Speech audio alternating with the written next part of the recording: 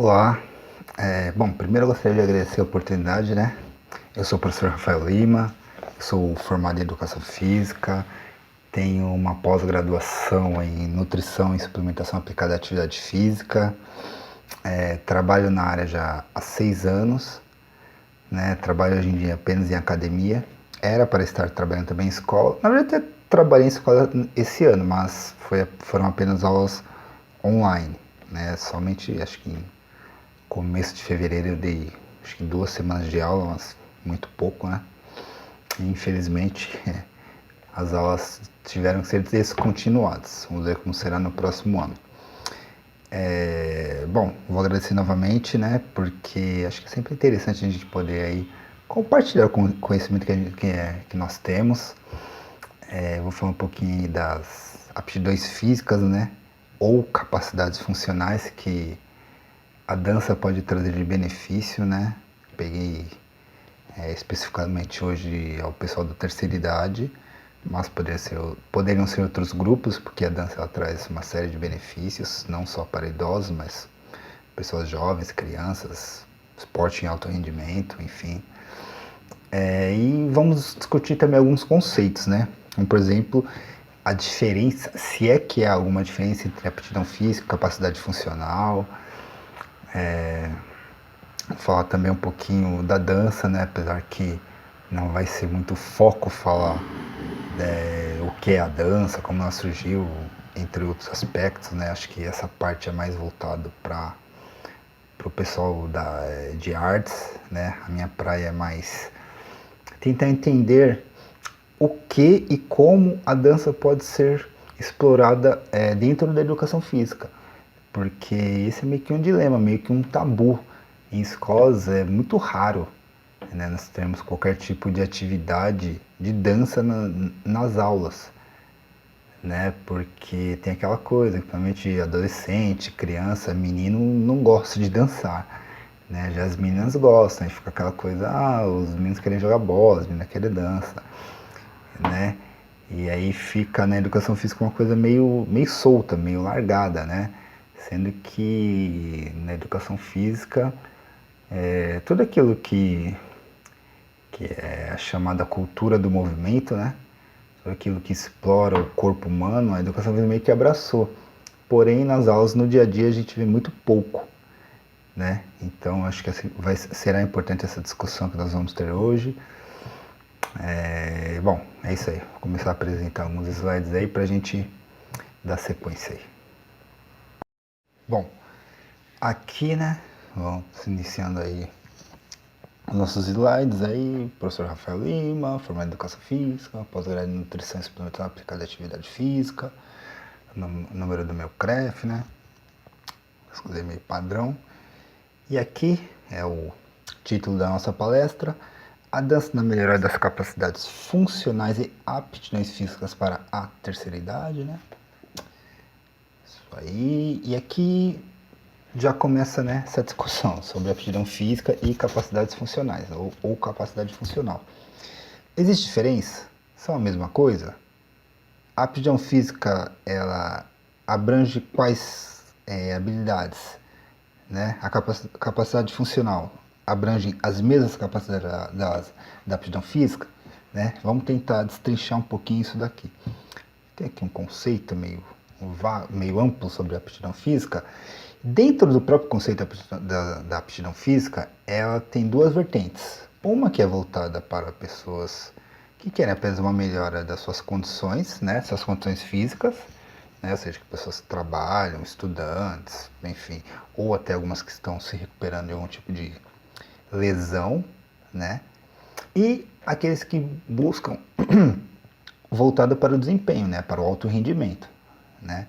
Quando nós falamos de pessoas que estão procurando apenas uma melhora das suas capacidades funcionais, de qualidade de vida, nós estamos falando de algumas aptidões físicas que são voltadas para a flexibilidade, tá? A resistência aeróbia, a força e a composição corporal. Já quando nós estamos falando estamos relacionando ao desempenho, né, ao alto rendimento, aí nós temos algumas características como a agilidade, a velocidade, o equilíbrio postural e a coordenação motora.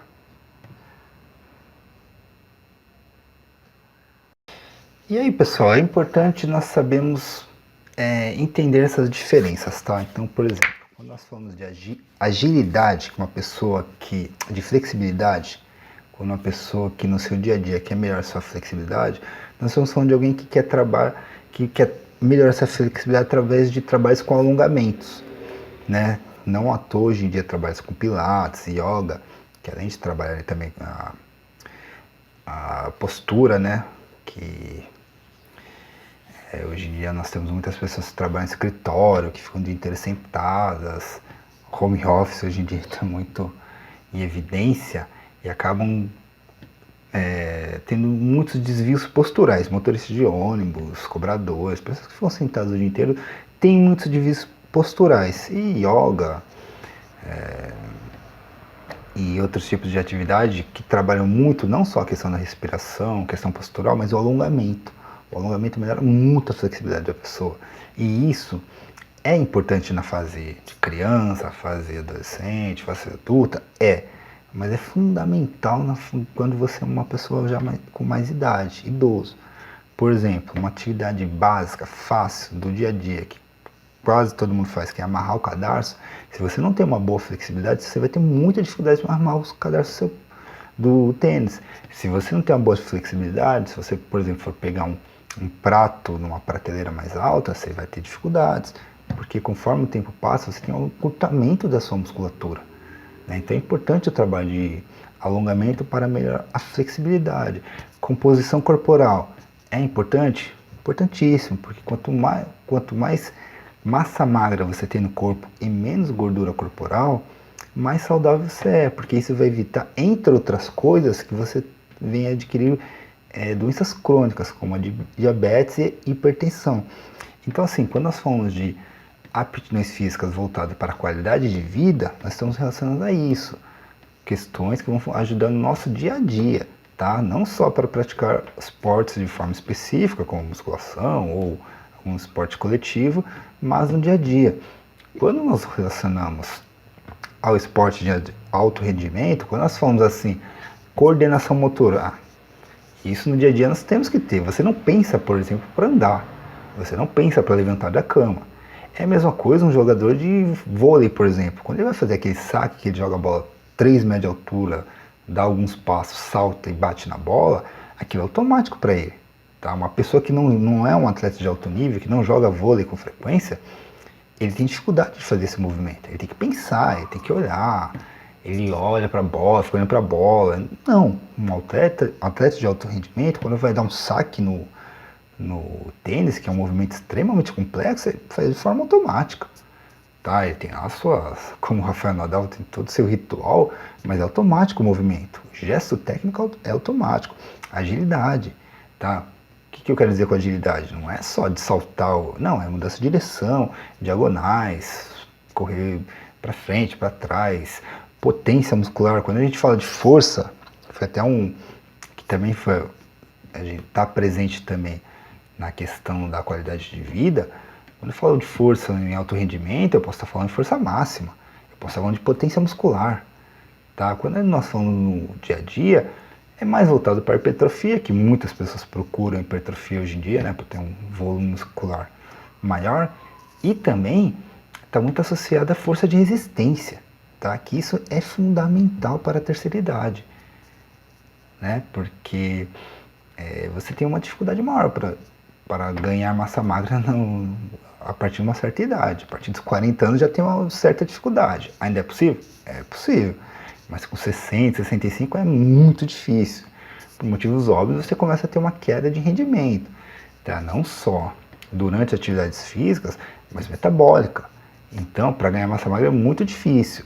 Então, se você já não tem uma dificuldade maior em adquirir volume muscular, o que você pode trabalhar mais? Força de resistência, né? Aquela carga que você procurava fazer 8, 9, 10 repetições, pensando em hipertrofia, você pode procurar fazer 15, 20 repetições.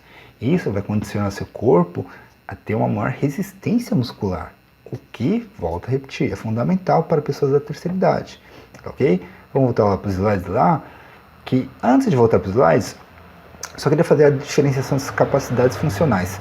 Basicamente, se você for procurar na literatura, assim, você vai achar capacidade funcional como sendo tudo isso que eu falei de aptidão física e vice-versa. O que diferencia é que normalmente quando se fala de capacidades funcionais, normalmente se vem à mente ao trabalho que você faz no dia a dia, de andar, levantar, sentar,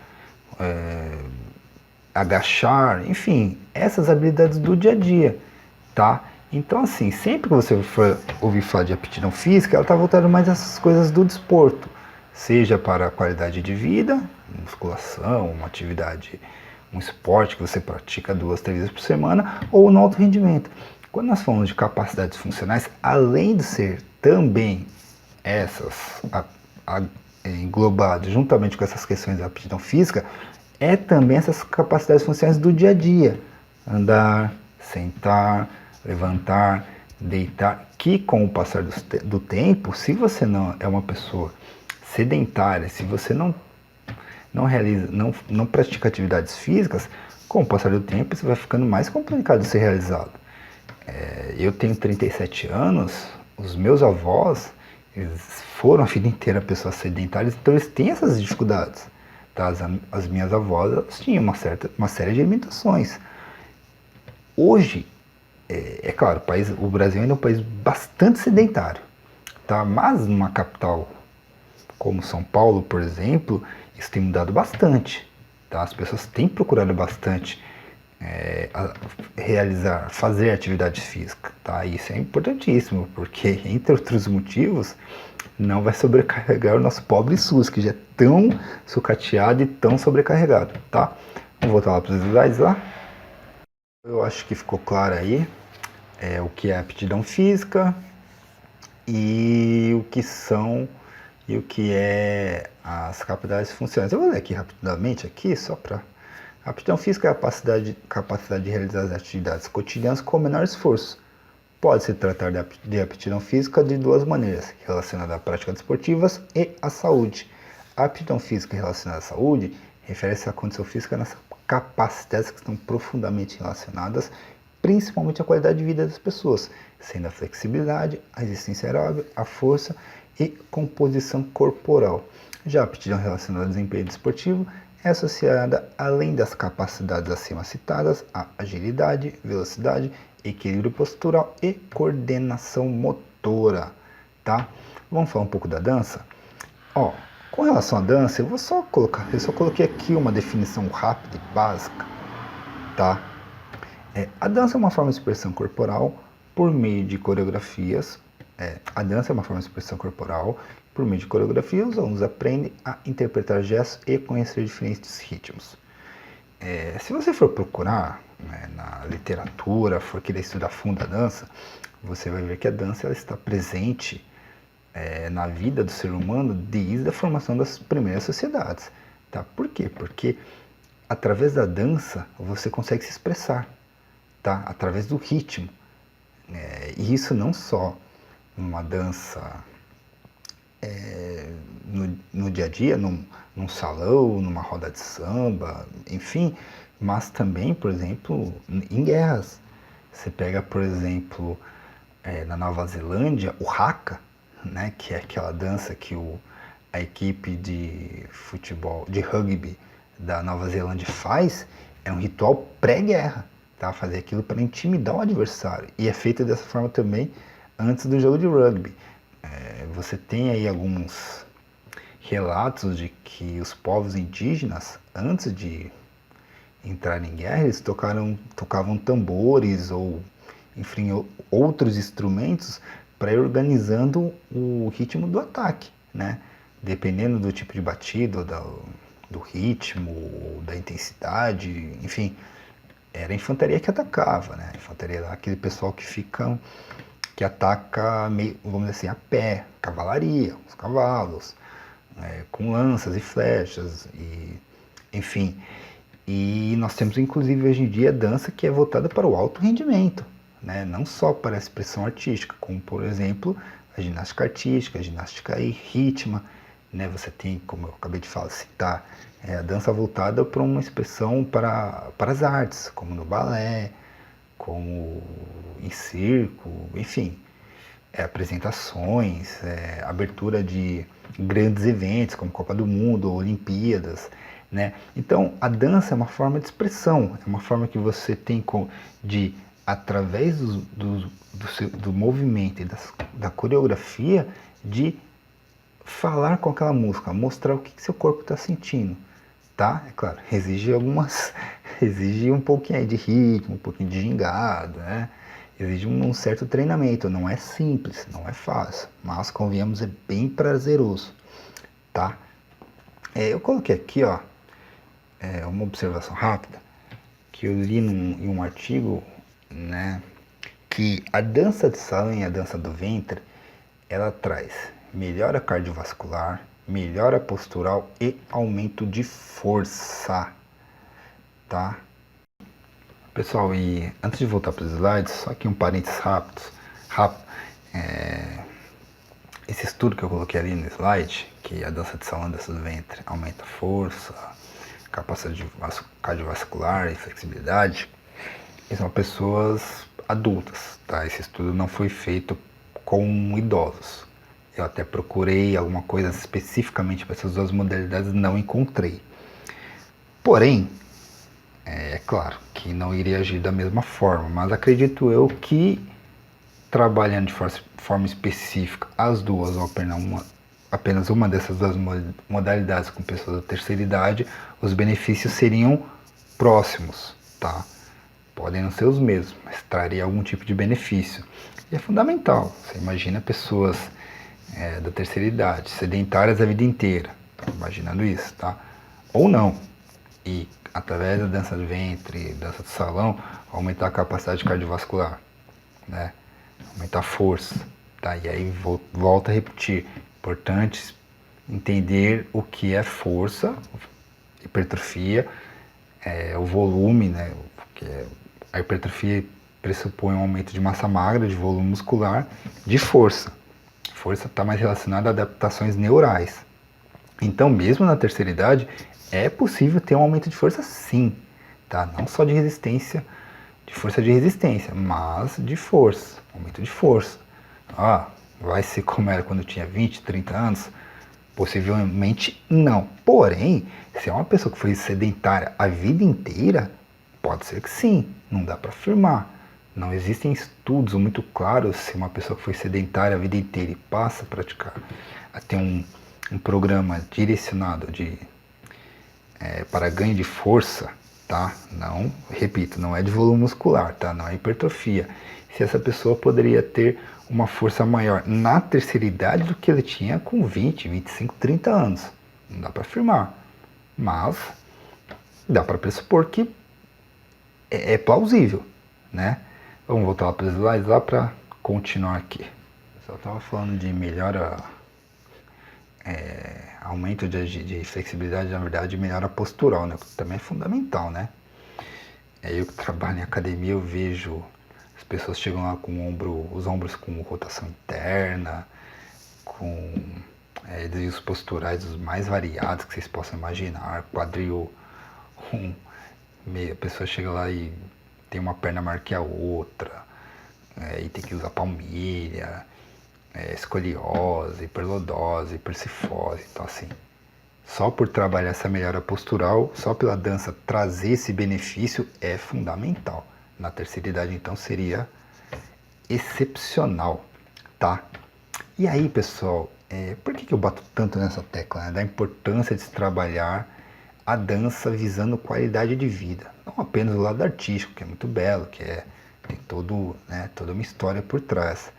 Mas é por isso aqui, ó. Se você for ver aqui, o IBGE em 2017, ele apontou que nada mais nada menos que 30 milhões de pessoas no Brasil eram idosos, tá? A gente tem um gráfico aqui, tá mostrando em 1940, 1980, 2018 e 2060. Em 1940, a base da pirâmide era basicamente formada por crianças, adolescentes e adultos até ali a faixa dos 30 a 45 anos. Em 2060, né, ou seja, pouco mais de 100 anos depois, a base da pirâmide ela vai encolher, tá? Ela vai diminuir muito. O topo da pirâmide ele vai ser formado mais por idosos, tá? Então você imagina, pensa no seguinte aspecto: uma população sedentária, uma população que as pessoas têm desvios posturais, têm doenças crônicas, tá? Um parênteses rápido que eu não coloquei aqui nos slides, mas se você entrar no site da OMS ou procurar no Google mesmo, a OMS acredita que até 2050 ou 2040, enfim, a diabetes será a doença que terá será a doença com o maior número de pessoas no mundo, tá? Será a doença que... Por quê? Porque a diabetes ela está relacionada muito ao sedentarismo e à má alimentação, tá? Então você imagina uma população que tem o maior número de idosos, essas pessoas com diabetes, essas pessoas com desvios posturais, hipertensas, tá? Sedentárias. O que vai acontecer num país como o Brasil, um país pobre como o Brasil, vai sobrecarregar o SUS. Nós temos visto, em tempos atuais, o grande problema que é você ter o SUS sobrecarregado. Ele não responde, ele não tem como. Por estar sendo sucateado há anos, por ser um projeto de governo, enfim, não vamos entrar aqui nessa seara. Mas a importância de você, desde já, na verdade já seria interessante já há alguns anos, eu particularmente não consigo entender como isso não é um programa de governo, você levar o esporte, a educação física, a arte, a dança, então essas atividades que promovem saúde, eu não entendo como não é um programa de governo, porque olha os benefícios que trariam para uma população como o Brasil, e não só a brasileira, tá? Se pegar os Estados Unidos, que é o país mais rico do mundo, é o país também mais obeso do mundo, tá? Por quê? Sedentarismo, fast food, má alimentação. Então, assim, são problemas que vão gerar, são situações que vão gerar graves problemas, não só no Brasil. Mas eu estou apontando aqui o gráfico, como será no Brasil, tá? Você que está assistindo essa palestra, pensa na sua avó, como ela é hoje, tá? Pensa no seu pai, como ela é hoje. Se é uma pessoa sedentária, que não pratica atividade física, que se alimenta mal. Como você acha que ela vai estar aqui daqui a 30 anos? Será que ela vai ser uma pessoa idosa saudável ou vai ser uma pessoa que vai ter que necessitar de diversos tipos de tratamento? Não só de doenças crônicas, mas também de auxílio para coisas básicas, como amarrar um cadarço, utilizar o banheiro para você fazer suas necessidades fisiológicas, tomar banho, né? Fazer comida, colocar uma comida no prato, comer, né? Então, nós temos que olhar para essa população com carinho, tá? Por isso que eu tenho enfatizado aqui, nessa nossa conversa, a importância de você movimentar essas pessoas, de você dar um choque de realidade. Nós, assim, eu trabalho em São Paulo, aqui em São Paulo, assim, se fala muito de atividade física, você tem muitas academias, centros de atividades esportivas, enfim, parques, clubes, e ainda você tem uma boa parte da população, ainda longe mesmo do ideal, que faz algum tipo de atividade. Porém, o Brasil não se resume a São Paulo, não se resume ao Sudeste, tá? Nas demais cidades, principalmente do Norte, Nordeste, Centro-Oeste do Brasil, a situação é muito crítica, porque inclusive os jovens, né, eles não fazem atividade física.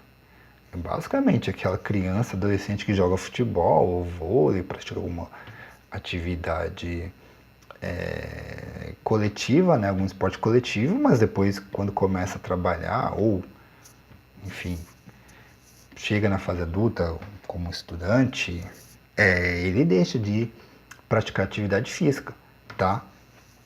E outro fato que é importante a gente falar, com o passar dos anos, não tem como, isso não importa se você treina a vida inteira ou se você não treina, se você é sedentário ou se você não é. É a sarcopenia e a osteopenia, tá? O que é sarcopenia? Sarcopenia é perca de músculo. Tá? Com o passar dos anos, tá? Nós vamos perdendo muitas das nossas capacidades funcionais, entre elas e metabólicas. Entre elas, a quantidade de massa magra que nós temos no corpo. Não tem jeito. Isso é matemático. Chegou ali aos 40, né? Tinha um professor que ele brincava na faculdade. Ele falou, dos 0 aos 40, a ampulheta, a areia só tá aqui, tá tranquilo. Chegando aos 40, ela vira e começa a cair areia. Como vai cair essa areia, se vai cair em gota, vai depender daquilo que você traz de bagagem. Tá? Se você chegar anos 40, 45, 50 anos, uma pessoa sedentária, que se alimenta mal, esse processo de sarcopenia ele é instantâneo. Você perde muita massa magra em 10, 20 anos. E aí você vai chegar na terceira idade completamente dependente de outras pessoas. Osteopenia é a mesma coisa. Para quem nunca viu como é o osso, o interior do osso, se você fizer um corte transverso e olhar de cima para baixo, ele é meio que ele é esponjoso, tá? E ele é bem esponjoso, cheio de furos assim, ó. Mas são furos pequenos. O osso é muito duro, principalmente do fêmur e da tíbia. Porém, com o passar dos anos, se a pessoa não faz atividade física, essa parte transversa, essa parte que você consegue olhar do osso de cima para baixo, a partir de um corte transverso, ela fica, se esponja assim mais com buracos, tá? E aí ela passa a ser frágil. Não à toa nós vemos tantos casos de queda de idosos, tá? Por quê? Porque é a soma. O osso, o nosso esqueleto, ele é um componente importante da nossa movimentação, mas a gente chama ele de um componente passivo. Quem é o componente ativo é o músculo, tá? Os músculos e os tendões, tá? Quando você começa a perder volume muscular, porque você já está no processo de sarcopenia e de osteopenia, a tendência é você não conseguir sustentar o peso do corpo. E aí gera quedas, geram tombos. E esses tombos podem levar a lesões. Uma série de lesões como fraturas da bacia, né, do quadril. E para idoso esse é o pior tipo de lesão, porque demora para recuperar, tá? É um processo extremamente lento, cansativo, tá? Que vai inclusive acelerar esse processo de perca de musculatura e da qualidade do osso. E a osteopenia, para quem não sabe, ele é o antecessor da osteoporose, tá? Quando a pessoa chega num processo de osteoporose, aí, amigo, aí complicou de vez, porque além de você ter o interior do osso, do osso com esses buracos no interior dele, começa a gerar dores, tá? As pessoas começam a ficar com dor, tá? Tem encurtamento das falanges e dos dedos, dos pés, e assim, é muito complicado, tá? Vamos ver aqui o próximo slide, tá aqui. Coloquei aqui queda da capacidade funcional, né, referente à sarcopenia e à osteopenia, tá? Hoje, acredito eu que, bom, acho que não hoje, né, acho que desde sempre, ninguém nunca quer ser dependente de uma outra pessoa. Eu acredito que todos querem ter uma vida funcional, uma vida capaz, né? E a dança, vou mostrar aqui, né, no próximo slide, ela é fundamental para isso, tá? Eu coloquei 2 artigos, né? Eu li 2 artigos, aliás, que mostram que, assim, ó, que em 4 meses de prática de dança foram suficientes para melhorar de maneira significativa os níveis de resistência de força e coordenação motora. E aí, olha que interessante, melhorar os níveis de força e de resistência de força e coordenação. Resistência de força, vamos lembrar, tá? É a capacidade que você tem de pegar uma carga e fazer o maior número de repetições possíveis, tá? Não adianta você querer fazer um trabalho de hipertrofia com pessoas com 60, 70 anos. Dificilmente a pessoa vai voltar a ganhar massa magra. É possível? Até pode ser, mas é muito difícil. Então, qual que é o melhor caminho? Trabalhar a resistência de força. Tá? A pessoa fazer com aquela carga que ela fazia, em vez de 8, 10 repetições, fazer 15, 16, 20 repetições. Claro, não vamos exagerar porque também não vai trazer uma melhora significativa, mas também é importante. E aí, coordenação motora, que também é importante, porque a pessoa volta a ter a capacidade de fazer de forma autônoma aquilo que ele fazia há 30 anos atrás, há 20 anos atrás, tá? 40 anos atrás. E aí o que é interessante é manter os níveis de flexibilidade, agilidade e equilíbrio dinâmico e de resistência aeróbica geral. Então, assim, não é que a dança ela trouxe apenas benefícios, né? Aumentou ali um pouquinho a resistência de força e coordenação motora. Ela manteve os níveis de flexibilidade, agilidade e equilíbrio dinâmico, além de resistência aeróbica geral. Então, vejam que é importante. A partir do momento que essas pessoas começaram a praticar a dança, tá? E aqui eu não coloquei a metodologia que foi utilizada nem nada, mas só para falar assim por cima, o estudo que eu peguei foram de mulheres, tá? Entre 61 e 70 anos, e elas já praticavam a dança, e aí esse estudo foi realizado por 4 meses. Afinal, fizeram um estudo, fizeram uma atividade prévia com pesos resistidos antes do estudo e 4 meses depois, e viram que tiveram essas melhoras, tá? Não era um tipo específico de dança, tá? A dança ela tinha ali a parte inicial, a parte principal e a parte final. Às vezes aquecia com hip hop, às vezes com rock, e aí tinha a dança de salão, tinha essas danças que hoje em dia tem muito em academia, como body fit, thai fit, dança a dois, enfim, mas eram basicamente mulheres fazendo, tá? E ao final do processo, ao final dessa pesquisa, verificou-se que houve melhora significativa dos níveis de resistência de força e coordenação motora, e manteve, tá? Então você imagina, a pessoa, sei lá, tem a gente, como eu citei, são pessoas a partir de 61 anos, elas, através da dança, ficaram ali 5, 10, 15, 20, 30 anos conseguindo manter, não estou nem falando de melhorar, as capacidades de força e resistência, coordenação motora, flexibilidade, agilidade, equilíbrio dinâmico e de resistência, ok? E eu li também um outro artigo, eu coloquei até no final, que acredita-se que a dança, enquanto exercício físico sistematizado e regular, melhora a condição física das atividades diárias e psicológico do indivíduo, tornando o idoso mais autônomo e autoconfiante. Esse outro estudo que eu coloquei, aí já abrange tanto idosos homens quanto mulheres. É que assim, você encontrar o homem já na fase adolescente, adulta, para fazer em uma academia aulas de dança é complicado. Idosos, tão quanto. Você consegue achar em alguns bailes aí idosos que estão dispostos aí com suas respectivas esposas a fazerem dança de salão.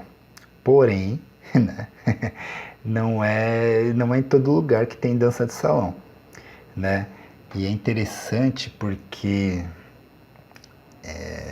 a dança de salão, porque assim, nesses estudos específicos foram separados, né, num horário específico, apenas idosos para fazer a pesquisa. Porém, por exemplo, a academia em que eu trabalho, dançam idosos, com jovens, com adolescentes, com adultos. Então, assim, não tem essa separação, tá? E aí, voltando para os resultados da pesquisa, acredita-se que enquanto a dança ela melhorou a condição física das atividades diárias e psicológicas, tornando o indivíduo mais autônomo e autoconfiante. Essas duas frases, para quem hoje está ou caminha para chegar à terceira idade, acho que são fundamentais, tá? Acredito eu que foi isso o tempo que as pessoas queriam não, né? Iam parar em asilos ou que eram dependentes de uma filha ou de um filho. E acredito eu que hoje os idosos, eles pensam de chegar ao fim da sua vida, né? Não estou falando que ninguém vai morrer com 60, né? Mas da parte final da vida, né? Autônomos, né? Trabalharam sua vida inteira, estão aposentados, né? Bom, tá certo que tá um pouco mais complicado, vai ficar um pouco mais complicado de aposentar, mas vão se aposentar e querem, sei lá, descansar, tá? E eu não vejo como algo saudável a pessoa trabalhar a vida inteira e passar a depender de uma outra pessoa. O interessante é o quê? É ela ser autônoma, estar autoconfiante para fazer as suas tarefas diárias, tá? Quando a gente fala atividades diárias, a gente não está falando de nada de outro mundo, tá? Estamos falando de atividades, como eu já citei anteriormente, fazer uma comida, ir no parque, ir visitar um amigo ou uma amiga, ir visitar o namorado, a namorada, né? Isso é um detalhe interessante também que até em um dos esse paper que eu li, ele fala que essa autoconfiança, inclusive, para voltar a relacionar-se com outras pessoas, né? E é fundamental, né? Vamos só voltar aqui rapidamente. Então, pessoal, você vê, assim, eu li vários artigos para fazer essa palestra, mas assim, basicamente, todos eles chegam às mais ou menos as mesmas conclusões. Que a dança, ela tem melhora em algumas capacidades funcionais ou aptidões físicas, como a força de resistência, a coordenação motora, mas acho que o ponto fundamental é que ela ajuda a manter os níveis de flexibilidade, aeróbio, entre outros, tá? E acho que esse é o ponto fundamental, equilíbrio dinâmico, enfim, entre outros. Acho que esse é o ponto fundamental, tá? O quanto a dança pode beneficiar as pessoas da terceira idade, tá? Porque, e aí até um parênteses rápido, eu trabalho em academia, sei bem disso, às vezes as pessoas chegam lá, eu quero emagrecer, quero fazer dança. Já tá errado, tá? E eu não tô falando isso porque, então vou fazer, então você tá querendo dizer que tem que fazer musculação, tem que ficar na esteira. Também não, não é isso. Quer emagrecer? Fique em casa e faça uma restrição calórica, tá? Não por conta, procure um nutricionista, tá? Mas não é assim que se emagrece. Para emagrecer, você tem que fazer uma restrição, você precisa ter ali um balanço energético negativo, você tem que queimar mais calorias do que você consome. Aí você fala, então eu tenho que fazer atividade física. Depende, porque só por estar parado, você já tem um gasto calórico, tá? Ao final do dia, se você ficou o dia inteiro, se você fez as suas atividades diárias, se você for trabalhar, chegou, realizou alguma tarefa, tomou banho, deitou, dormiu, tudo isso tem um gasto calórico, tá? Se você, sei lá, gastou 1.500 calorias, isso também vai depender da quantidade de massa magra que você tem no corpo. Quanto mais massa magra, maior o gasto calórico. Se a gente está falando também de pessoas sedentárias, não deve ter muita, mas tem um gasto calórico. Sei lá, são 1.000 calorias no dia. Quer queimar? É só consumir, sei lá, 500, 600, 700 calorias. Então, assim, voltando para o fio, não é através da dança que você vai perder calorias. Tá? Eu quero emagrecer para fazer dança. Não.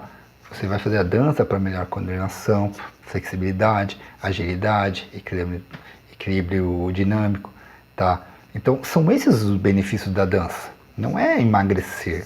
Professor, eu quero emagrecer. Mas eu saí suado, eu saí... Tá, suor ele apenas vai esfriar sua temperatura corporal, tá? O principal benefício do suor, tá? É porque ele esfria sua temperatura. Ele evita que seu corpo fique com temperaturas muito altas. Tá? Você não pode ficar com 40 graus, tá? Não é só um estado febril porque é uma coisa externa que acaba, né, trazendo malefício, mas você não pode também estar num ambiente, estar com 40 e 42 graus. O que o suor faz? Resfria o corpo. Então não importa se você fez uma atividade X e suou muito, isso não é parâmetro para falar que a pessoa, nossa, eu queimei muitas calorias porque eu suei muito, não é. Então a dança, ela não é um ponto fundamental para emagrecer. Assim como também não é esteira, não. Essas coisas trazem benefícios para determinadas capacidades funcionais e ou aptidões físicas.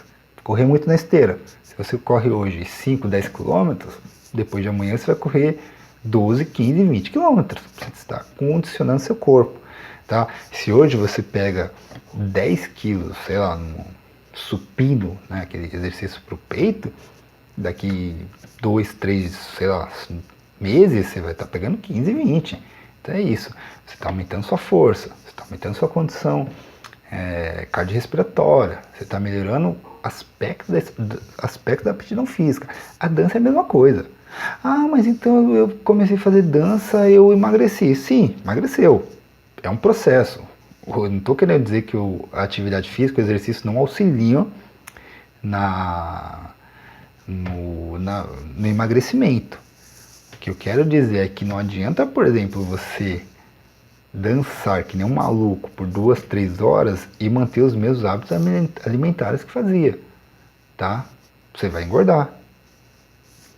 É básico, é simples, é matemático, tá? Por mais que você tenha aumentado um pouco assim a sua